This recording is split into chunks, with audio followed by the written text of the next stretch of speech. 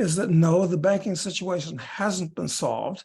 All the debt in the world, at some point, it's going to collapse, either with a catastrophic deflation, a la 1929, or a runaway inflation, a la Germany in the 20s.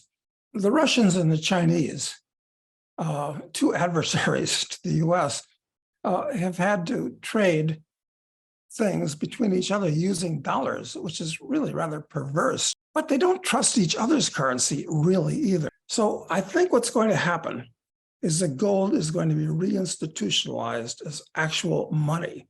American writer, speculator, and the founder and chairman of Casey Research, Doug Casey, believes the shifting geopolitical dynamics spearheaded by China, Russia, and other BRICS nations and allies is the perfect environment for a massive upside breakout in gold prices. According to the 76-year-old speculator, who describes himself as a contrarian, the precious metal is about to regain its status as actual money, a move that would significantly raise prices both in the near term and long term. Casey recently appeared on the Investing News YouTube channel, where he had an insightful discussion about changing world order and the role of gold in a post-US dominated world. Casey started the discussion by talking about some of the immediate causes of the problem. According to the legendary investor, the United States opened a nasty can of worms when it announced a barrage of financial and economic sanctions against Russia last year. Other countries looked on as the U.S. government nationalized hundreds of billions of dollars in assets belonging to Russia and Russian oligarchs. But nobody forgot. According to many experts, including popular billionaire and legendary investor Ray Dalio, China's previously strained relationship with the United States has become even more strained and is almost at the tipping point. The Asian country's over $1 trillion in U.S. government-issued securities is at risk. So are similar assets owned by other countries already deemed persona non grata by the United States. With the China and Russia-led alliance against the U.S. dominance, Casey believes we are heading right for a new era that would be highly beneficial for the world's most popular precious metal. During the discussion, Casey also talked about central bank digital currencies, CBDCs, and why more than 95% of the world's central banks are interested in developing digital currencies for their populace. We will now take you to the insightful and eye-opening discussion that exposes certain previously hidden geopolitical dynamics and power play among governments. Please watch the video to the end, subscribe to the channel, and turn on post notifications so you never miss any of our regular uploads. Also, ensure you drop your comments and observations in the comments section below. Everything you do helps with the YouTube algorithm and immensely contributes to the channel's growth. Thanks for the support and enjoy the video. So, no, the banking situation is going to reappear as a problem again and again and again, because the whole industry is based on what amounts to a fraud, which is fractional reserve and central banking. So stormy weather ahead for decades, many decades actually, but certainly starting in 1971 with when gold was taken completely out of the monetary system with the Nixon devaluation. The dollar has in effect been linked with and backed by oil. It's called the petrodollar. But among the many other things that the Biden administration has destroyed is that system. When they nationalized all of the Russian assets they could get their hands on, how much was that? 300 billion, 600 billion, depends on whether you're counting just the Russian government's assets or the assets of so-called oligarchs as well, I suppose. But at this point, the bell has rung, and people can see that if you own dollars, even outside the United States, because all dollars clear through New York, the US government can take them away from you at will, the way they did to the Russians. Now, the Chinese have been designated an adversary, and they say that the Chinese are sitting on over $1 trillion worth of government securities, and they realize that that's a hot potato, that the US could do to them, take $1 trillion worth of assets away from them just by stealing it. In fact, this can happen to any country.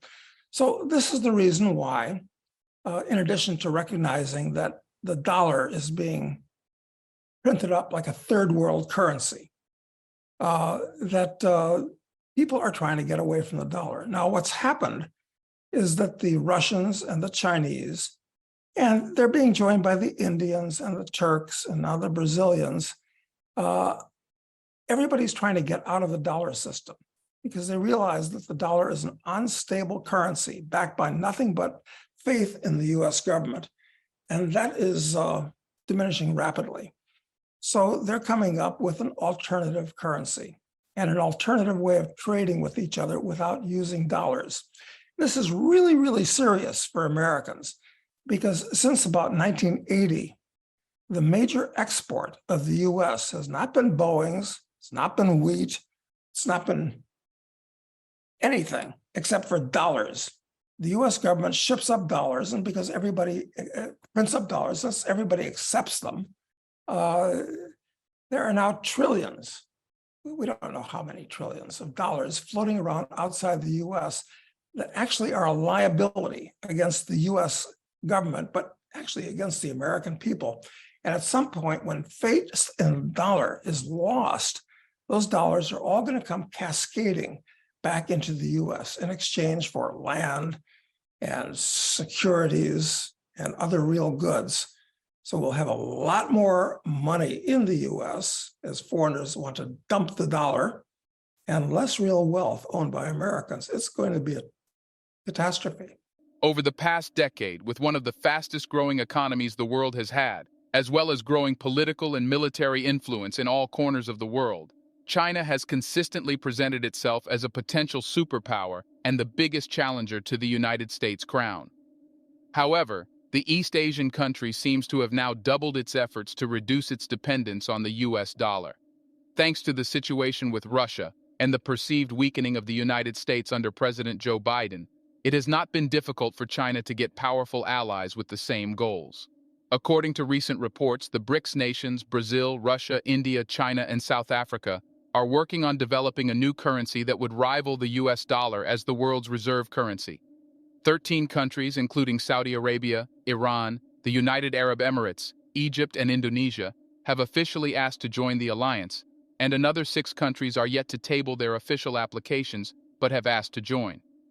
As Casey has mentioned, these diverse nations are currently uniting against the US, but what happens when the big bad wolf is out of the equation? Let's get back to the interview as Casey explains what a post-US dominated world would mean for gold and his views on CBDCs. The Russians and the Chinese, 2 adversaries to the US, have had to trade things between each other using dollars, which is really rather perverse to use their adversaries or even their enemies' currency. But they don't trust each other's currency really either. I mean, the Chinese don't trust the ruble and the Russians don't trust the yuan so much.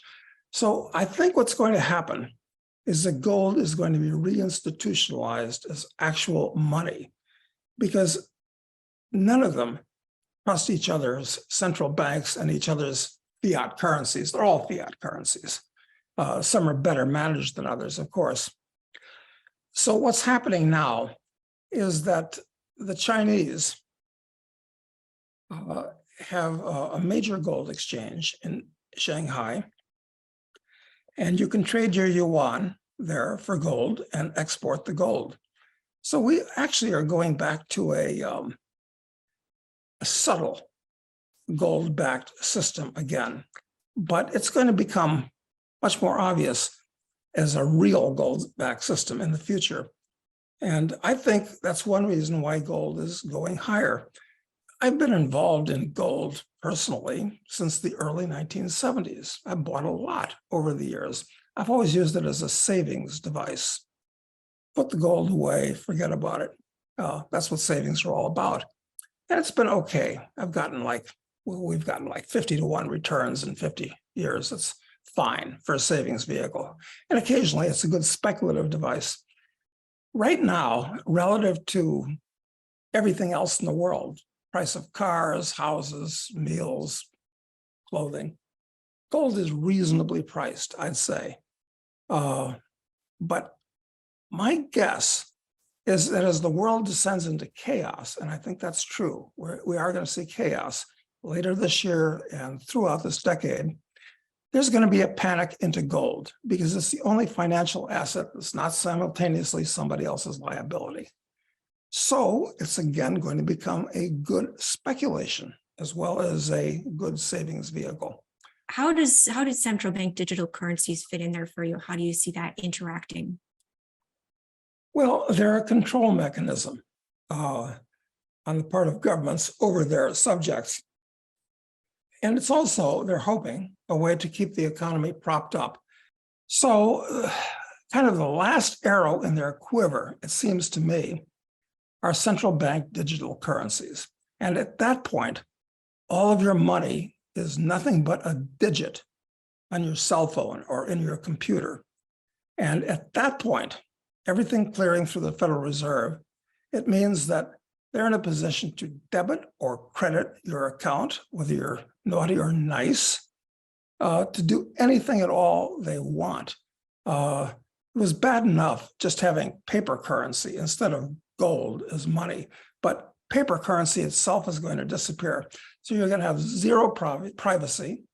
The powers that be will know absolutely everything that you buy or sell or own. This is a catastrophe in many, many ways. It's going to end very, very badly. These people have overreached. I'm not sure exactly how it's going to unfold, but they're trying to implement it in almost every country in the world. And we'll see the degree to which the average, I guess the average consumer, the average American, the average citizen in the world doesn't have much choice as to whether he accepts it or not.